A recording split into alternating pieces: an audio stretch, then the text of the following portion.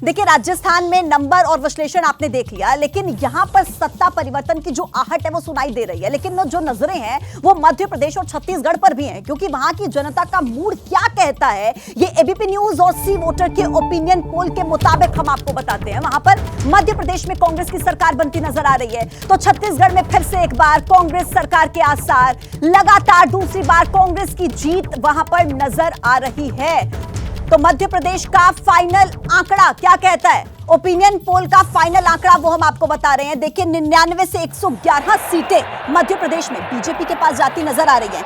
118 से 130 सीटें कांग्रेस के पास इस सी वोटर सर्वे के जरिए जाती हुई नजर आ रही हैं, और 0 से 2 सीटें मात्र ये अन्य के खाते में जाती हुई नजर आ रही है। लेकिन यहां पर देखिए, कांग्रेस के लिए एक अच्छे रूप में ये परिणाम जो सर्वे के है वो सामने आ रहे हैं। हालांकि ये फाइनल नतीजे नहीं है, ये ओपिनियन पोल का फाइनल आंकड़ा है जो ये बताता है कि 118 से 130 सीटें कांग्रेस के पास मध्य प्रदेश में जाती हुई नजर आ रही हैं। लेकिन छत्तीसगढ़ देखिए, वहां पर भी चुनाव है और वहां पर क्या दोबारा से कांग्रेस सरकार बनाती हुई नजर आ रही है। एबीपी न्यूज का जो सी वोटर का सर्वे है वो क्या कहता है, उसके आंकड़े हम आपको बताते हैं। देखिए, कुल सीटें छत्तीसगढ़ में है 90, कांग्रेस के पास 45 से 51 सीटें यहां पर जाती हुई नजर आ रही हैं। बीजेपी के पास 36 से 42 सीटें, लेकिन अन्य के खाते में 2 से 5 सीटें जाती हुई नजर आ रही हैं। तो देखिए, चाहे आप मध्य प्रदेश की बात कीजिए, छत्तीसगढ़ की बात कीजिए, कांग्रेस के लिए यहां पर जो आंकड़े हैं, जो ओपिनियन पोल के माध्यम से सामने आए हैं, वो ये बताते हैं कि कांग्रेस वहां पर जीतती हुई नजर आ रही है। कांग्रेस के पास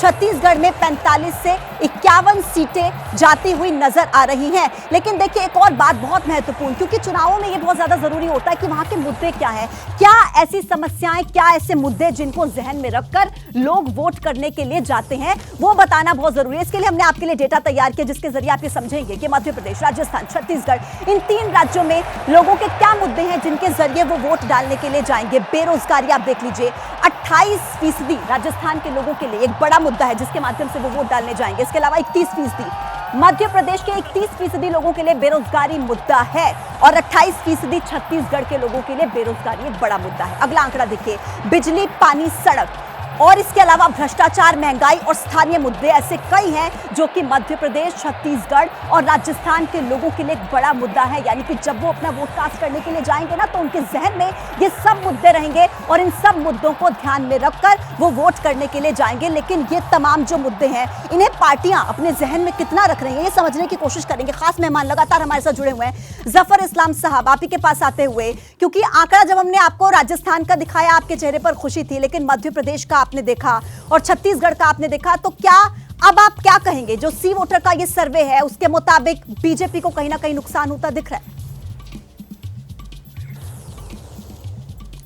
देखिए, ये सी वोटर आपके लिए सर्वे करते रहते हैं, और एग्जिट पोल जिस दिन आएगा उस दिन भी सर्वे आपका दिखेगा एग्जिट पोल में।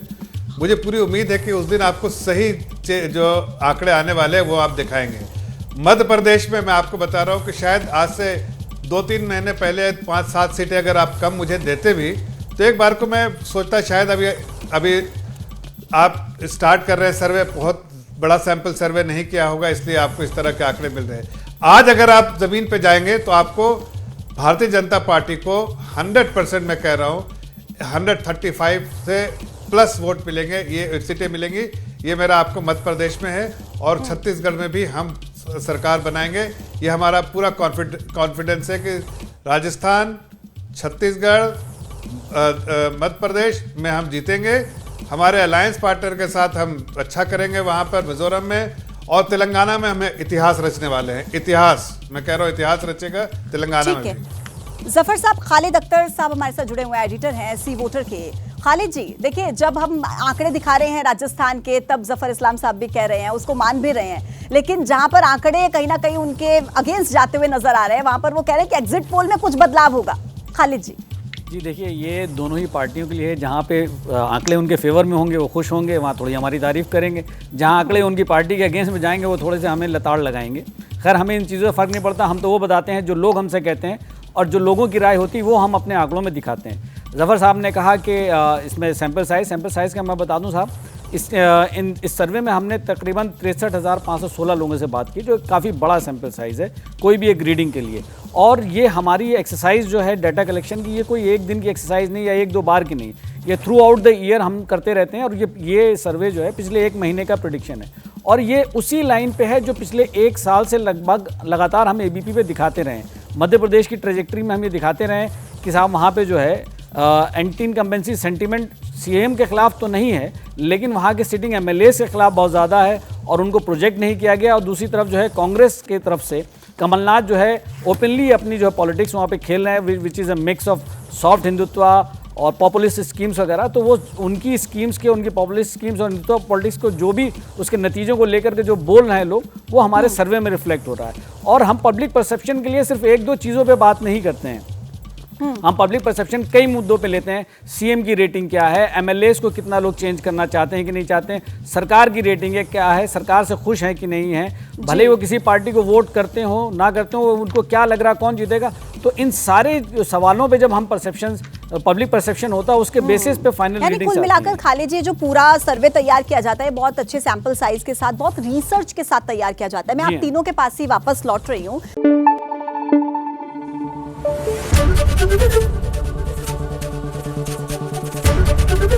एबीपी न्यूज आपको रखे आगे।